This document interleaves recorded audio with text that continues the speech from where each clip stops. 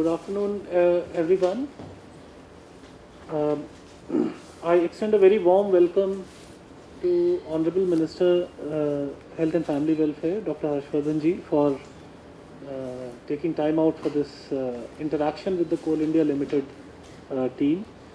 I extend a very warm welcome to the Chairman and Secretary, Health and Family Welfare, ASNMD, NHM, Chairman and Managing Director, Coal India Limited, who is joined virtually, sir, for this particular meeting.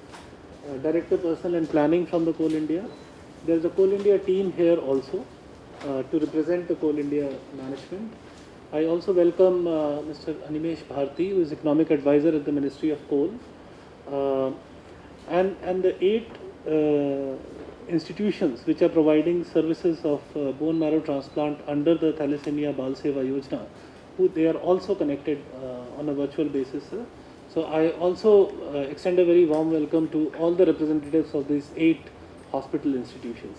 Sir, we have a brief presentation. With your permission, we'll just run through the presentation in terms of what the scheme is, what is the progress so far, and then we'll go for the next event.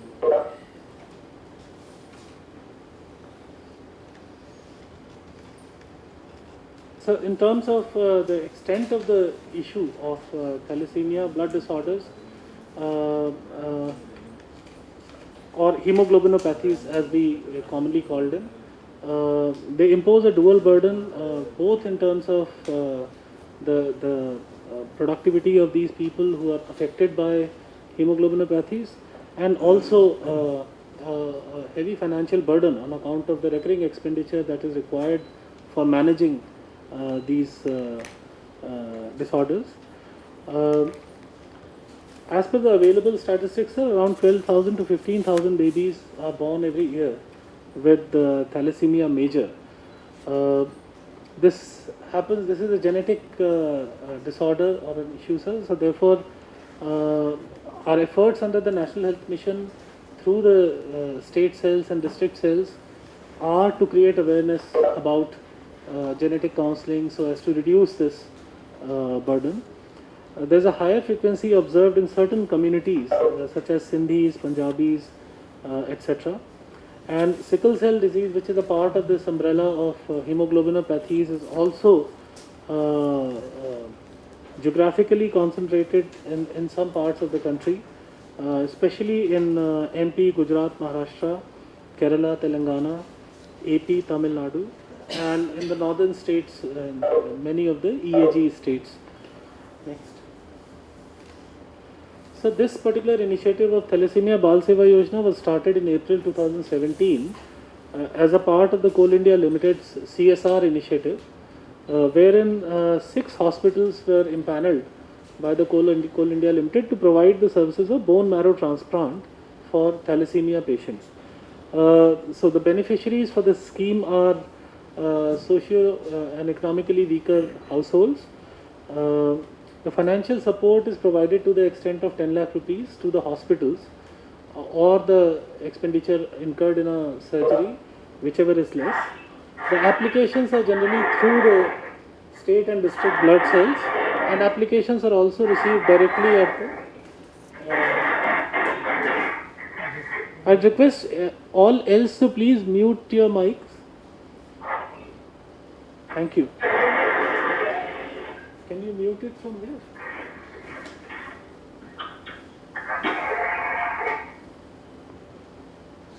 Next. So these are the 6 hospitals which are impaneled under the scheme. AIMS New Delhi, CMC Vellore, Tata Medicals.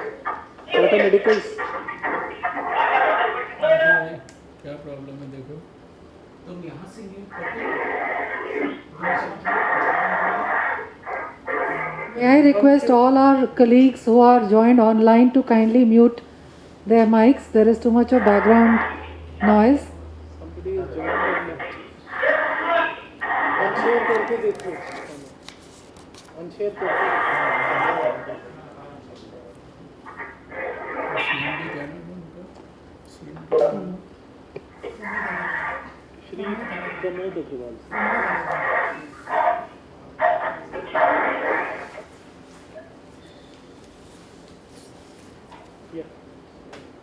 it okay now?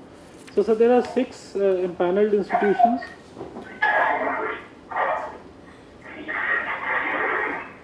Unshare कर दो ना, पता लग जाएगा screen पे कौन mic on करके नाम से बोल पाएंगे। देखो कौन, Shri Bipini Nandi, could you please switch off your mic? Mute कर दीजिए वहाँ से। ठीक, now you can share the screen back. So there are 6 existing empaneled institutions: AIMS Delhi, CMC Vellore, Tata Medical Center Kolkata, PGI Chandigarh, Rajiv Gandhi Cancer Institute Delhi, and SGPGI Lucknow. Recently, as a part of the extension of the initiative, because this initiative was started for a period of 3 years, now it has come up for renewal. The Coal India has renewed the project. 2 more institutions have now been identified which will be carrying out these services, which is Narayan Rudralaya Bangalore and CMC Ludhiana. को आप kick out ही कर दीजिए।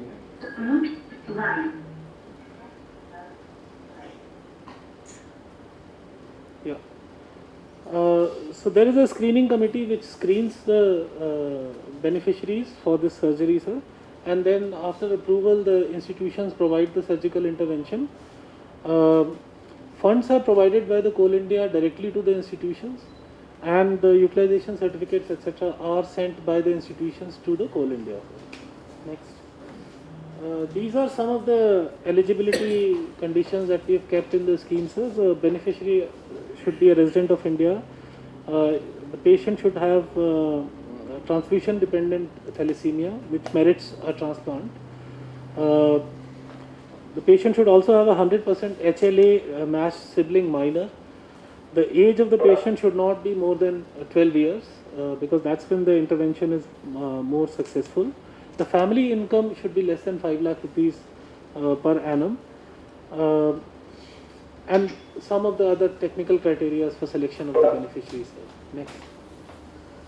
So this is the status. So far 216 beneficiaries have been approved.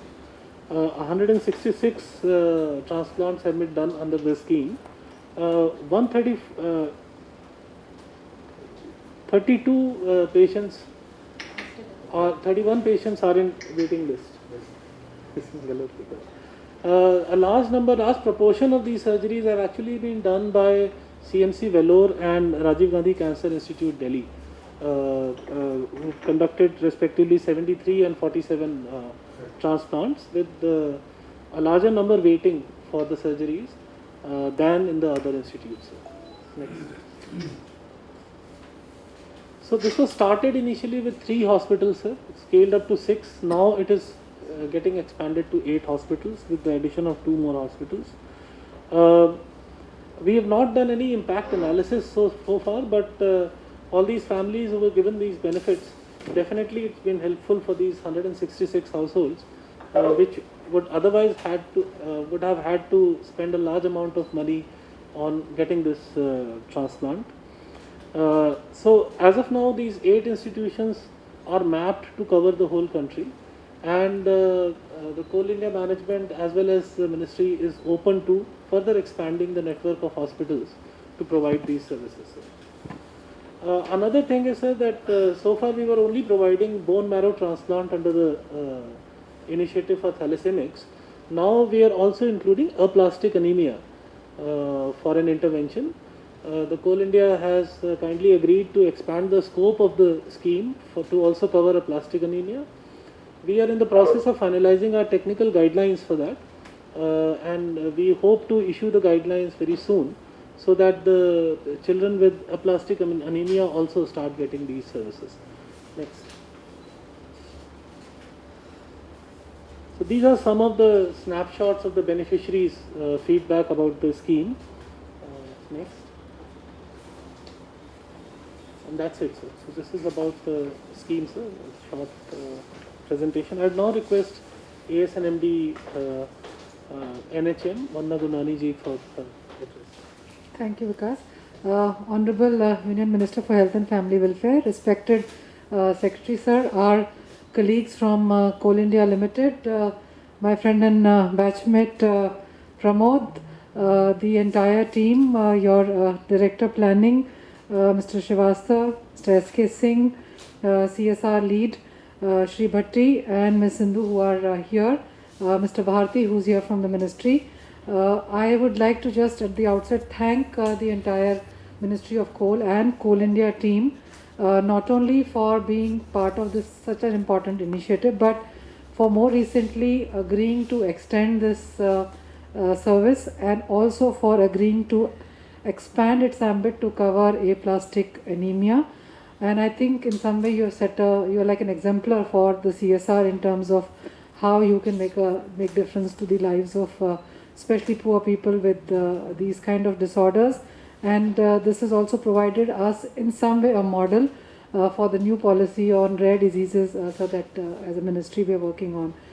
Sir, just by way of background, since you were asking about the current support under National Health Mission, sir, for the blood services part, sir, it's a very important component within the National Health Mission. So far, 1,074 blood banks have been supported and 1,684 blood storage centers have been established across the country. And notably, 74 blood banks have been established in districts which hitherto had no blood banks. We also support blood component separation facilities. 284 such facilities are there, especially in the endemic areas where hemoglobinopathies persist. There is support for the voluntary blood donations, especially through mobile blood donation and collection and transportation vans.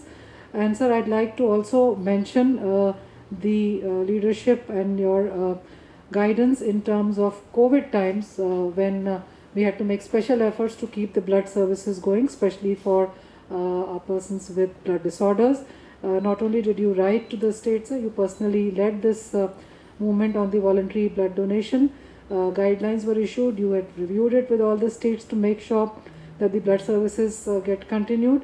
Online facility on the eRakt Kosh portal have been set up to encourage voluntary blood donation, and special facility was created for thalassemia and sickle cell disease patients so that they could register and give their blood requirement through eRakt Kosh, and it helped them to be put in contact with the blood banks directly.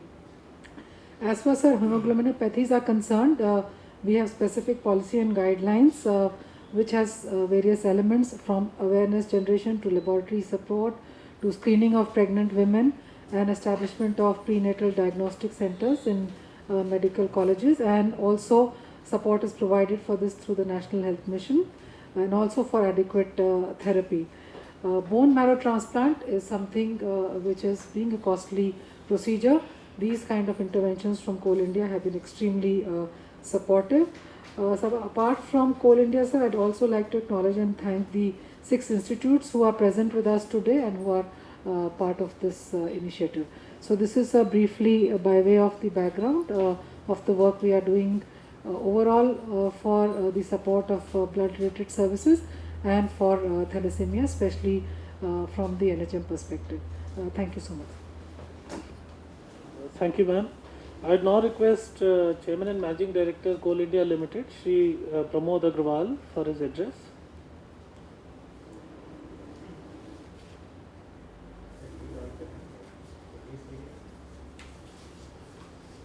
Sir, we are waiting to hear from you. From the CIL.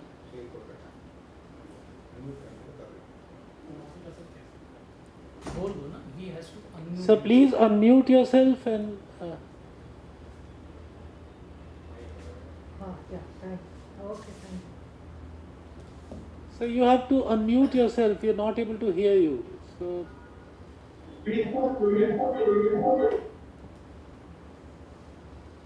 Host kindly CIL को mute कर दीजिए sir. Unmute कर दीजिए. कोलकाता है.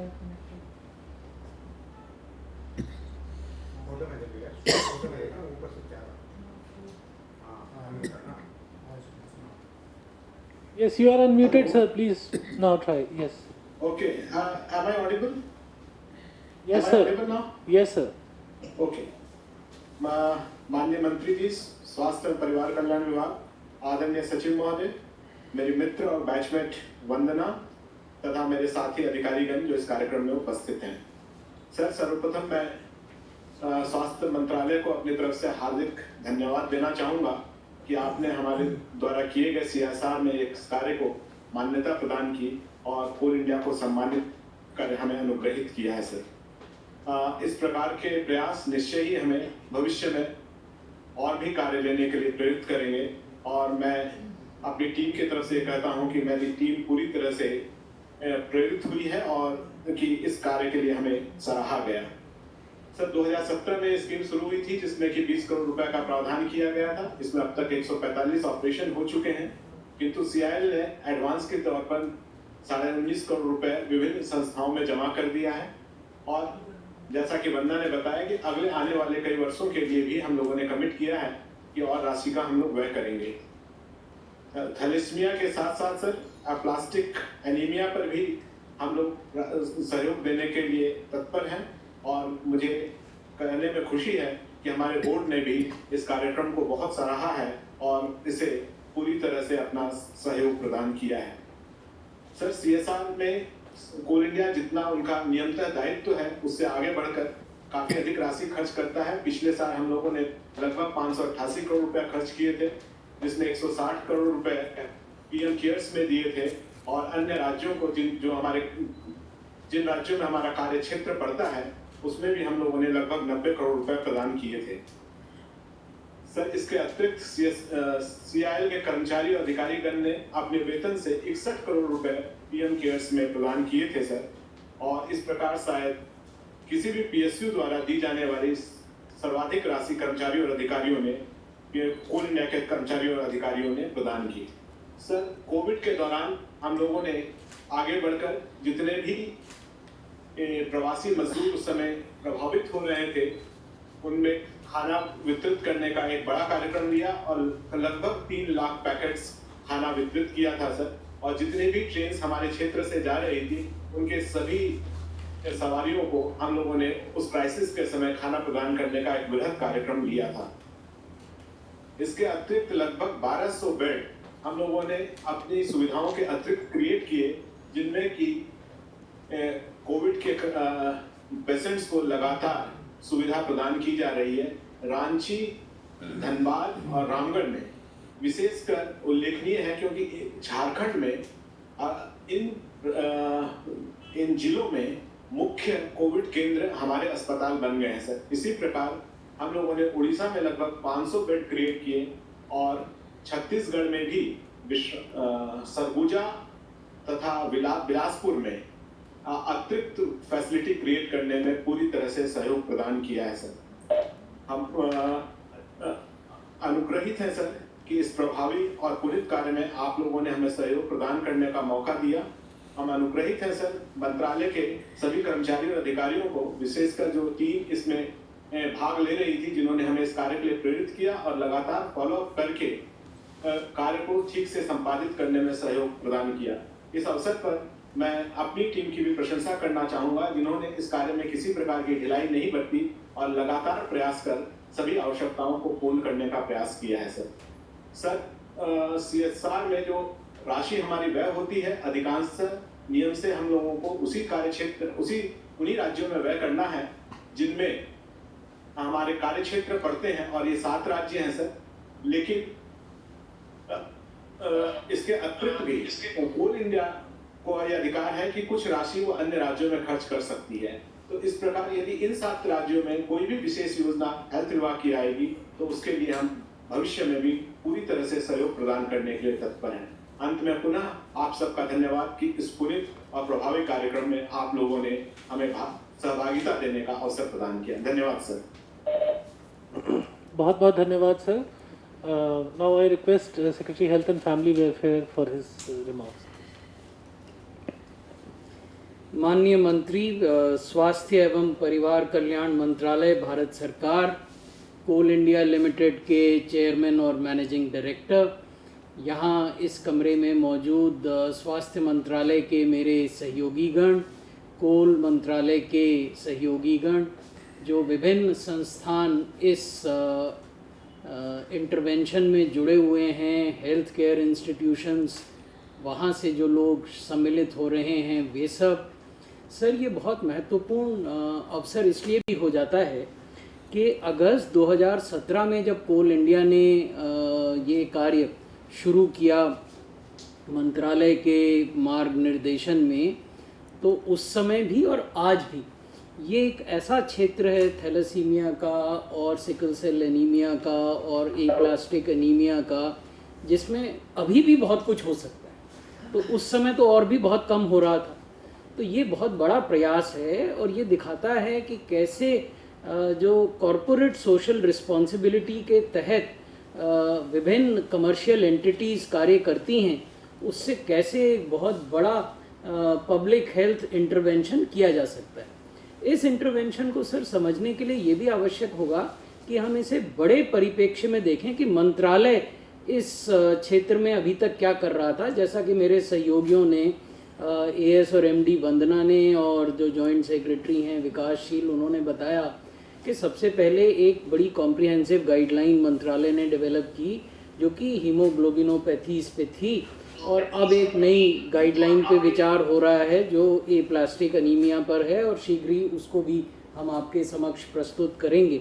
उसके साथ ही integrated centre for haemoglobinopathies और haemophilia भी इस्टेब्लिश हुए, जिला अस्पतालों में किए गए, कुछ स्थानों पर जिला अस्पताल से ऊपर के अस्पतालों पे भी किए गए।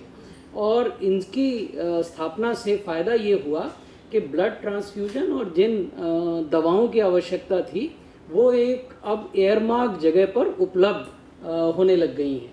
साथ ही जो एग्जिस्टिंग ब्लड बैंक्स थे उनके स्ट्रेंथनिंग का भी प्रयास किया गया और नए ब्लड बैंक खोलने का भी किया गया, खासकर ऐसे ज़िलों में जहाँ की ब्लड बैंक है ही नहीं। ये भी इनकरेज किया गया राज्यों को कि मल्टी स्पेशलिटी या मल्टी डिसिप्लिनरी टीम्स बनाई जाएं, जिनमें कि पीडियाट्रिशियन हो, फिजिशियन हो, कार्डियोलॉजिस्ट हो, गैस्ट्रोएंटरोलॉजिस्ट हो, एंडोक्रोनोलॉजिस्ट हो, ताकि उस तरीके की केयर जिसकी आवश्यकता है वो दी जा सके। डॉक्टर्स और लैब टेक्नीशियंस की ट्रेनिंग का भी काम हुआ। अब इस परिप्रेक्ष्य में सर 2017 से लेकर आज तक और अब जो एक्सटेंडेड पीरियड कोल इंडिया ने कहा है, जिसके लिए हम उनकी पुनः प्रशंसा करते हैं और आशा करते हैं कि वो और इस कार्य को न केवल आगे बढ़ाएंगे लेकिन अधिक प्रभावी ढंग से अधिक लोगों का बेनिफिट इससे हो पाएगा। लेकिन सर उतनी ही हमें प्रशंसा करनी चाहिए SGPGI लखनऊ की, PGI चंडीगढ़ की, एम्स न्यू दिल्ली की, CMC वेल्लोर की, टाटा मेडिकल सेंटर कलकत्ता और राजीव गांधी कैंसर इंस्टीट्यूट दिल्ली की, क्योंकि इनके प्रयासों के बिना या इनके सहयोग के बिना ये संभव नहीं हो पाता जो आज हम आपके समक्ष प्रस्तुत कर रहे हैं। साथ ही हम वेलकम करेंगे और प्रशंसा करेंगे आने वाले दिनों में CMC लुधियाना और नारायण रुद्रालय बेंगलोर की, जिनको कि नए संस्थानों के रूप में इसमें जोड़ा गया है। सर हमारा ये भी मानना है कि ये तो CSR के प्रयास हैं, लेकिन ये भी आवश्यक है कि मंत्रालय के भीतर हम एक संस्थागत व्यवस्था डेवलप करें इस प्रकार की रोगों के लिए या कंडीशंस के लिए जिनके लिए कोई संस्थागत डिजीज़ कंट्रोल प्रोग्राम या इंटरवेंशन अभी नहीं है, या हैं भी तो छोटे पैमाने पर हैं, जबकि उस समस्या का जो आयाम है वो व्यापक है। तो उस पर भी हम आने वाले दिनों में आपसे विमर्श कर एक ढांचा प्रस्तुत करेंगे, ताकि उसमें सभी स्टेक होल्डर्स का, जिसमें कि कॉरपोरेट एंटिटीज शामिल हैं, का सहयोग लेकर हम इस मामले को आगे बढ़ा सकें। मैं इस मौके पर सर एक बार पुनः कोल इंडिया लिमिटेड की प्रशंसा करता हूं। उनके CMD ने जो नेतृत्व प्रदान किया है और उस नेतृत्व के तहत उनकी टीम ने जो प्रशंसनीय कार्य किया है उसको रेखांकित करता हूं और आशा करता हूं कि भविष्य में भी वो इसी सचेष्टता के साथ और इसी प्रतिबद्धता के साथ इस काम को आगे बढ़ाएंगे। बहुत बहुत धन्यवाद sir. Thank you, sir. Sir, with your permission, we would like to invite a couple of representatives from the participating institutions. Sir. I'd request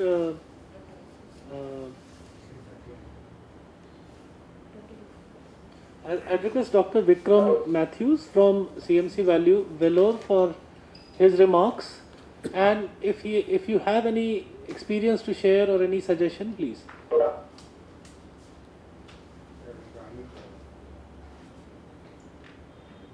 Yes. Of the Ministry of Health and to all the people who manage the CSR program from CIL, along with Thalassemia Society India. This is a unique and I would say a first in intervention where CSR has been utilized effectively to provide therapy to a group of patients who would have difficulty in accessing this therapy otherwise. At this point, bone marrow transplant remains the only curative option for patients with thalassemia major. It's been a privilege for us, and I'm sure I speak for my colleagues as well, to participate in this program and to offer treatment. And what is very gratifying for us is to be able to offer therapy and treatment to patients who would have normally not been able to access this therapy. And for that, we remain grateful to the Ministry of Health and CSR program for helping us do what our training has actually brought us to deliver in terms of care and treatment for the citizens of this country. I think this is a unique model, and I really wish it goes from strength to strength, and that the model is emulated and replicated, not just in aplastic anemia, but in numerous other relatively rare disorders, so-called orphan diseases, where supports and access to what are currently curative therapies are often difficult to achieve or access for the majority of our population. I think this program is going very well. We do have a few suggestions which we have made to the Ministry of Health, and I'm sure we'll visit it in a different setting to discuss that further. But I'm sure that this program will go from strength to strength. Once again, I would like to thank personally the our Union Minister of Health, CIL and its CSR program, members of the Ministry of Health and Family Welfare who have made this possible, along with the Thalassemia Society. Thank you. Thank you, Dr. Matthews. May I now request Dr. Dinesh Mulani from Rajiv Gandhi Cancer Institute, Delhi. मैं doctor Dinesh बुरानी राजीव गांधी से बोल रहा हूँ। ये जो programme है ये एक तरह का यूनिक प्रोग्राम है। मेरे को नहीं लगता है कि स्वतंत्रता के बाद ऐसा कोई हेल्थ प्रोग्राम हुआ हो जिसको हमने इस तरह से इम्प्लीमेंट किया हो। एक जो बीमारी जिसके ऊपर गवर्नमेंट डबल खर्च करती है, उसके बाद भी जो गरीब पेशेंट होते हैं उनकी लाइफ 20-30 साल रहती है, उससे आधे पैसे में हमने ये CSI के थ्रू उनको क्योर कर दिया है। ऐसे पुअर पेशेंट्स हैं जिनके पास खाने के लिए पैसा नहीं था, कुछ लोग हैं जो कॉमन वॉशरूम्स यूज करते हैं, जो झुकी झोपड़ियों में रहते हैं, हम उनका भी ट्रांसप्लांट कर पाए। मेरे को बहुत अंदर से प्रसन्नता होती है कि मैं उस प्रोजेक्ट का पार्ट हूँ। मैं इसमें हेल्थ मिनिस्ट्री का, जो कोल इंडिया का, ब्लड सेल का बहुत शुक्रगुजार हूँ कि हमको इस माध्यम से देश की सेवा करने का मौका मिला है। हम जो छोटे छोटे बच्चे हैं जो ठीक हो गए हैं, ये हमारे देश का भविष्य बनेंगे और हम उनको कम पैसे में और मैक्सिमम आउटपुट दे पा रहे हैं। पिछले 30 जो हमने ट्रांसप्लांट किए उसमें से कोई भी डेथ नहीं हुई ट्रांसप्लांट के कारण, और उसमें से केवल एक रिजेक्शन के अलावा बाकी 29 जो ठीक हुए हैं। तो अगर इसको ठीक से इम्प्लीमेंट किया जाए, इसके रिजल्ट्स बहुत अच्छे हैं और इसमें आउटपुट बहुत अच्छा है। With this, I thank you again, everyone who has helped us to make this happen. Thank you. Thank you, Dr. Dinesh Burani, and we look forward to further work on aplastic anemia and many more things going forward.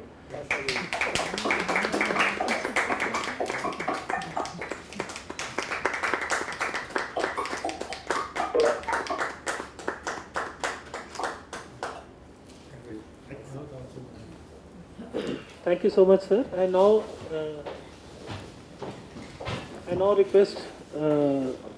request you for your guidance on the program and on the initiative. Thank you, sir. आज के इस अत्यंत महत्वपूर्ण, संवेदनशील एवं सात्विक कार्यक्रम में उपस्थित सभी अधिकारीगण, भारत सरकार के स्वास्थ्य सचिव राजेश भूषण जी, उनकी सहयोगी वंदना गुरानी जी और विकासशील जी, हमारे डायरेक्टर NHM, कोल इंडिया के CMD श्री प्रबोध अग्रवाल जी, श्री RP श्रीवास्तव जी, श्री SK सिंह जी, श्री भट्टी जी, मिसेज इंदु शर्मा जी और यहाँ उपस्थित मेरे साथ और अन्य सभी साथीगण और जो DC से मेरे साथ जुड़े हैं, ऐसे CMC वेलोर के doctor Vikram Mathews, SGPGI Lucknow से डॉक्टर सोनिया नित्यानंद, दिल्ली के राजीव गांधी कैंसर इंस्टीट्यूट से डॉक्टर दिनेश बुरानी, PGI चंडीगढ़ से doctor Pankaj Malhotra, AIIMS new Delhi से doctor Manoranjan Mahapatra, Tata medical centre Kolkata से डॉक्टर मेमन चैंडी, बेंगलोर के नारायण रुद्रालय से डॉक्टर सुनील भट्ट और CMC लुधियाना से डॉक्टर जोसेफ जॉन और इनके सभी और भी साथी जो इस कार्यक्रम में जुड़े हैं। आई एम श्योर कि many people are watching this programme. Thalassemics के लिए काम करने वाली बहुत सारी संस्थाएं इस कार्यक्रम से जुड़ी हैं। थैलेसीमिक कुछ बच्चे भी ज़रूर जुड़े होंगे और मीडिया के साथी तो हमारे साथ हमेशा जुड़े ही होते हैं। मैं हृदय की गहराइयों से इस अवसर पर सबसे पहले प्रमोद अग्रवाल जी को, जो CMD हैं कोल इंडिया के, और उनके समस्त साथियों को मैं हृदय से अभिनंदन करना चाहता हूं, हृदय से उनको बधाई देना चाहता हूं। पैसा तो बहुत सारे व्यक्तियों के पास होता है, संस्थाओं के पास होता है, लेकिन उस पैसे को सही समय पर, सही स्थान पर, सही तरीके से इस्तेमाल करने की योग्यता और उसके अनुरूप योजना बनाकर उसको इस्तेमाल करना, ये जो अवसर मिलता है ये भगवान की विशेष कृपा से ही मिलता है। जब आपने बताया कि पिछले साल 588 करोड़ रुपया इस प्रकार के प्रकल्पों पर कई स्टेट्स में और ज़रूरतमंद लोगों के लिए कोल इंडिया के द्वारा खर्च किया गया, और उससे भी ज़्यादा मुझे इस बात से खुशी हुई कि इसके अलावा 61 करोड़ रुपया आपके अपने कोल इंडिया के एम्प्लॉइज़ ने अपनी सैलरीज़ में से कटवाकर उसको कलेक्ट किया और उसको ज़रूरतमंद लोगों को पहुंचाने के लिए योजना बनाई, उसकी व्यवस्था की। हम सब कोविड के खिलाफ जो एक प्रकार का युद्ध चल रहा है उसमें 10वें महीने में हैं, और जिस तरह से आपने बताया कि आपकी संस्था और आपके संस्था के सभी कर्मचारी साथी आपके कोई भी उस जंग में अपना पार्टिसिपेशन करने में, उसमें अपना योगदान करने में, उसमें अपना कंट्रीब्यूशन करने में पीछे नहीं रहा। लाखों की तादाद में हमारे गरीब, उपेक्षित और तकलीफ़ग्रस्त जो माइग्रेंट लेबरर्स थे, उन सब के लिए भोजन से लेकर और भी जो ज़रूरत की व्यवस्थाएं थी वो सब करने का आपने इंतज़ाम ही खाली नहीं किया, अपितु उनके इलाज के लिए, कोविड से प्रभावित मरीज़ों के लिए अपने सारे अस्पतालों में कोविड बेड्स और दूसरी व्यवस्थाएं भी बड़े पैमाने पर की हैं। ये अपने आप में एक अत्यंत प्रशंसनीय, सराहनीय एवं अनुकरणीय प्रयास है। और मैं समझता हूँ कि जो कॉरपोरेट सोशल रिस्पॉन्सिबिलिटी के तहत बहुत सारे लोग शायद इस दायित्व का निर्वाह नहीं करते होंगे, उनके लिए ये आपका उदाहरण निश्चित रूप से एक प्रेरणा स्रोत के रूप में काम कर सकता है और उनको भी एक नई दिशा और उनको भी एक नया सुझाव दे सकता है। वर्षों से हम लोग अपने राजनीतिक जीवन में हर रोज़ ऐसे सैकड़ों लोगों को मिलते हैं जो अनेक प्रकार की तकलीफ़ों से प्रभावित हैं, और इस प्रकार की तकलीफ़ों में सब तरह की तकलीफ़ों के लोग हम लोगों के पास आते हैं। लेकिन बहुत बड़ी संख्या के अंदर ऐसे गरीब लोग आते हैं जो किसी बीमारी से पीड़ित हो गए हैं, उनको किसी बड़े ऑपरेशन की ज़रूरत है, उनके लिए जो दवाइयाँ हैं वो बहुत महंगी हैं, उनको जैसे जिन विषयों पर आज चर्चा हो रही है, कोई थैलेसीमिया या सिकल सेल एनीमिया या एप्लास्टिक एनीमिया नहीं, और बहुत सारे कैंसर और दूसरी बीमारियों से पीड़ित होते हैं जिनका इलाज बहुत महंगा होता है, और व्यवस्था जो है वो एक प्रकार से किसी भी रूप में असमर्थ होती है उनकी पूरी तरह से सहायता करने के लिए। और ऐसी परिस्थितियों के अंदर सरकार का सहयोग करने के लिए, सरकार के कार्यक्रमों को सफल बनाने के लिए आपकी जैसी संस्थाएं अगर आगे आती हैं तो मैं कल्पना कर सकता हूं कि कितने बड़े पैमाने पर देश में ऐसे तकलीफ़ग्रस्त लोगों का जीवन से जो उनके दुख हैं उनको संवारने का, उनको दूर करने का प्रयास हो रहा है। हमने सबने देखा कि केवल एक अगर सोच हो, सोच विकसित हो जाए, सोच के अनुरूप कार्यक्रम बन जाए और उसके ऊपर काम करना शुरू किया जाए तो कैसे देखते ही देखते करोड़ों लोगों का भला होता है। और इसका सबसे बड़ा ज्वलंत उदाहरण हमारे प्रधानमंत्री नरेंद्र मोदी जी के द्वारा प्रारंभ किया गया आयुष्मान भारत योजना है, जो अभी केवल 2 साल पूरे हुए हैं, लेकिन शायद 1.25 करोड़ से ज़्यादा देश के गरीब लोगों को वो व्यवस्थाएं उनको उपलब्ध हो गई हैं, वो उनको ऑपरेशन उपलब्ध हो गए हैं, और वो भी ऐसे साधारण स्थान पर नहीं, देश के प्रतिष्ठित, सबसे प्रतिष्ठित जो अस्पताल हो सकते हैं सरकारी और प्राइवेट सेक्टर में, आज वो उनके अंदर वो सारी सुविधाएं उनको उपलब्ध हो रही हैं। मैंने पिछले सालों में, खासकर 1-2 सालों में, जब प्रधानमंत्री जी इस स्कीम के बारे में कैबिनेट में चर्चा करते थे और उसके बारे में कहते थे कि आप ज़रा जाकर ऐसे लोगों से मिलिए जिनको इसका लाभ हुआ है, तो ऐसे बहुत सारे लोगों को हम लोगों ने दिल्ली के आसपास के शहरों में जाकर मिलकर उनकी रिकॉर्डिंग्स की, उनसे बातचीत किया, तो उनकी आंखें जिसे कहते हैं कि आंसुओं से डबडबा जाती थी, बुरी तरीके से भावुक हो जाते थे, रोने लगते थे।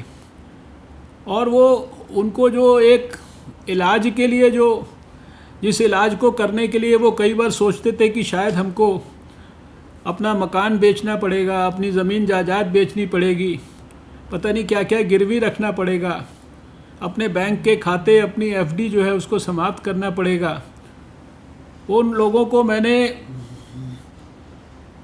भरे मन से ये कहते हुए अपनी आंखों से सुना है और उसको अपने कानों से सुना और उसको रिकॉर्ड किया कि भगवान के रूप में प्रधानमंत्री नरेंद्र मोदी जी हमारे लिए तो एक प्रकार से मसीहा हैं।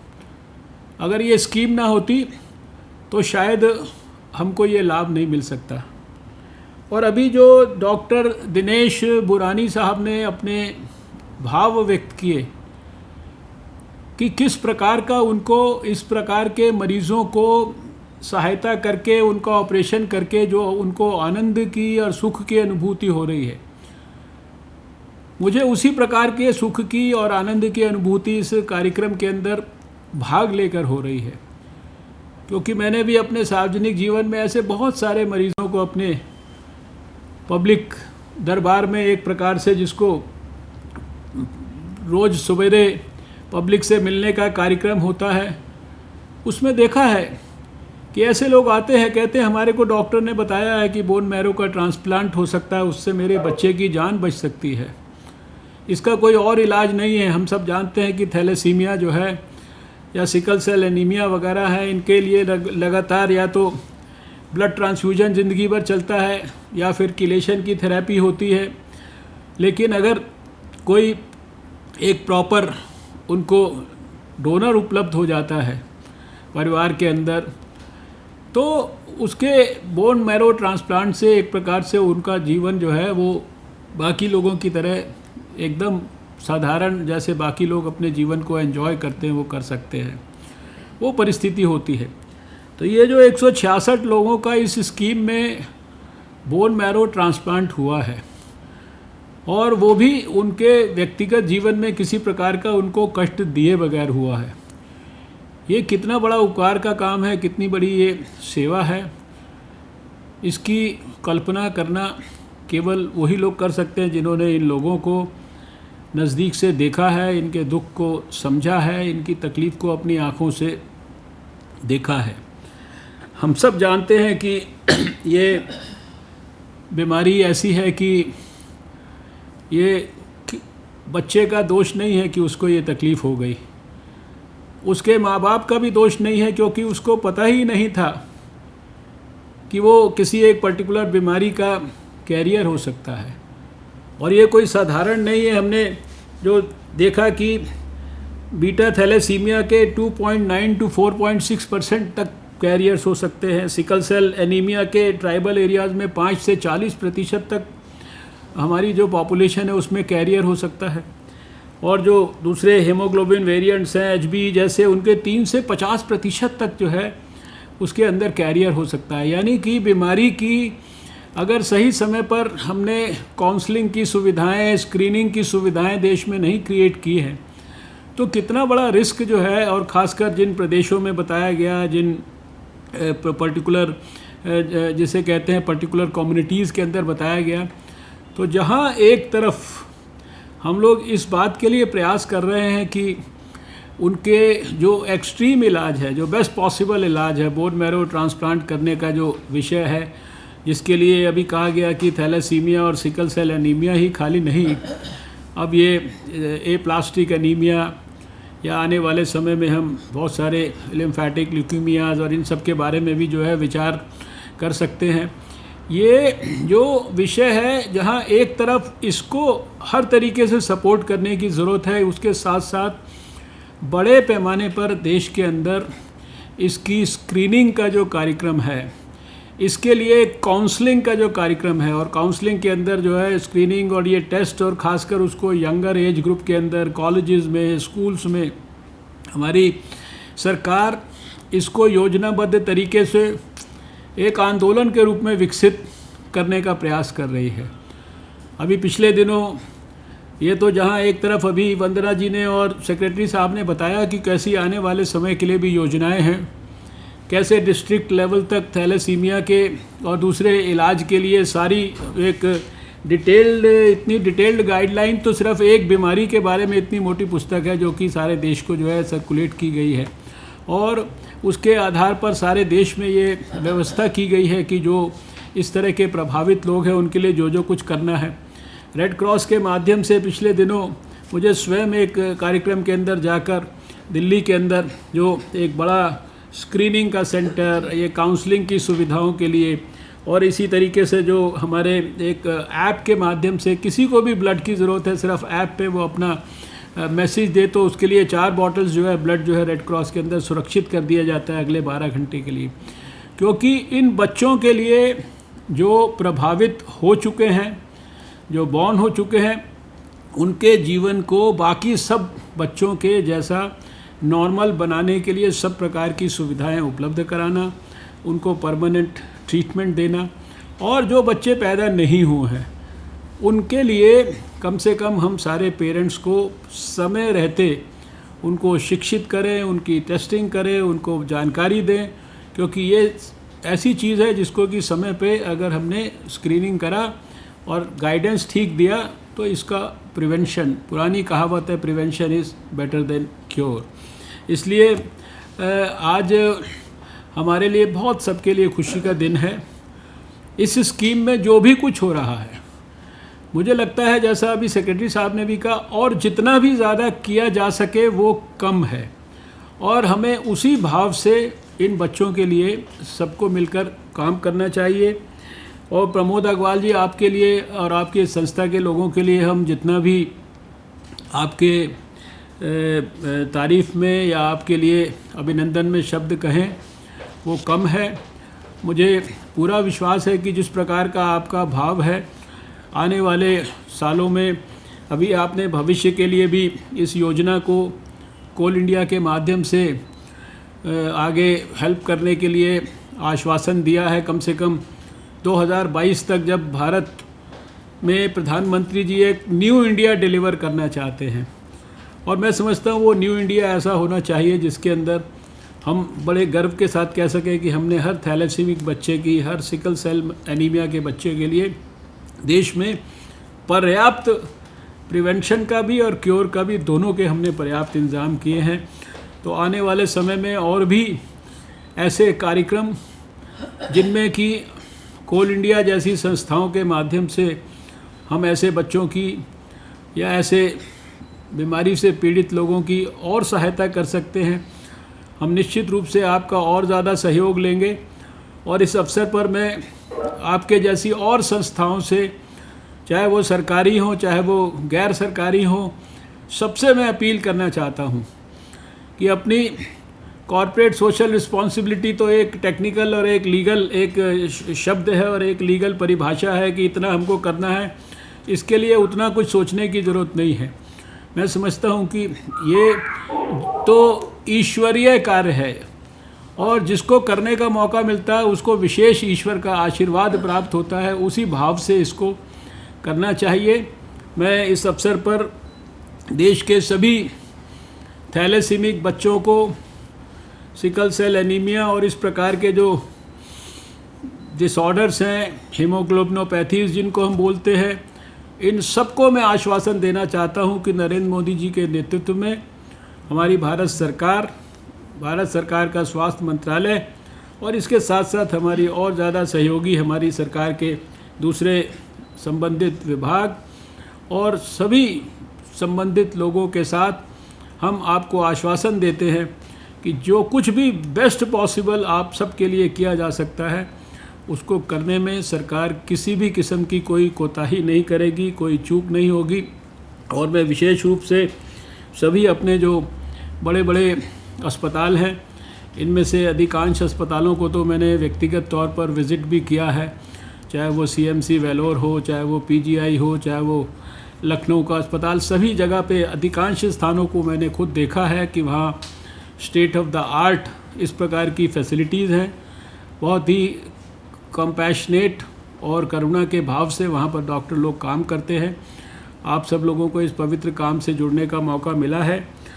शायद आज समय की मर्यादा के कारण सबके यहाँ पर सुझाव नहीं आए, लेकिन जो भी आपको इस कार्यक्रम को और सुदृढ़ करने के लिए मन में अभी अपने प्रैक्टिकल अनुभव के आधार पर इतने सालों में जो आप डील कर रहे हैं, इतने 3 साल तो कम से कम हो गए इस स्कीम को ही, तो आप अपने सारे सुझाव हमारे विभाग में, हमारे पास, हमारे हेल्थ सेक्रेटरी के पास, हमारे अधिकारियों के पास भेजें। मैं आपको विश्वास दिलाता हूं कि इन बच्चों के हित में कोई भी सकारात्मक सुझाव होगा उसको इम्प्लीमेंट करने के लिए हम 1 मिनट की भी देरी नहीं करेंगे। इन्हीं शब्दों के साथ मैं अपनी बात समाप्त करता हूं और कोल इंडिया को एक बार फिर बधाई देता हूं और सभी थैलेसीमिक बच्चों के बेहतर स्वास्थ्य के लिए कामना करता हूं, भगवान से प्रार्थना करता हूं। बहुत बहुत धन्यवाद सर। मैं इस कार्यक्रम के अंत में आपका आभारी हूं सर कि आपने इस कार्यक्रम के लिए समय निकाला और हमारा मार्गदर्शन किया। मैं आपको ये भी विश्वास दिलाना चाहूँगा सर कि जैसा आपने कहा कि हीमोग्लोबिनोपैथीज़ के मैनेजमेंट के लिए जो भी पहलू हैं, सभी पहलुओं पर हम लोग काम करेंगे और उसकी बेहतर व्यवस्था थैलेसेमिक्स और हीमोग्लोबिनोपैथी से जो भी ग्रसित लोग हैं उनके कल्याण के लिए करेंगे। मैं आभारी हूँ secretary health and family welfare का। सर आपने जो विचार व्यक्त किया in terms of institutional mechanism for leveraging CSR not only for blood disorders but also for other things, we will work on that and we'll come to the honorable minister, sir, for guidance regarding that also. I am thankful to ASN Additional Secretary and Mission Director NHM Srimati Vandana Gurnani ji. I also thank Chairman Coal India Limited Shri Pramod Agrawal ji for taking time out for this program and giving us an opportunity to felicitate the team of Coal India. I thank our colleague from the Ministry of Coal, Shri Animesh Bharti ji, and I also thank all the institutions which are associated in this program, the representatives who are present here for this particular function, and I also thank all the members of the Thalassemia Society which are also joined virtually, sir, and some of the children also who have been a beneficiary. And I extend my heartfelt thanks on behalf of Ministry to all the participants for this program, sir. Thank you very much, sir.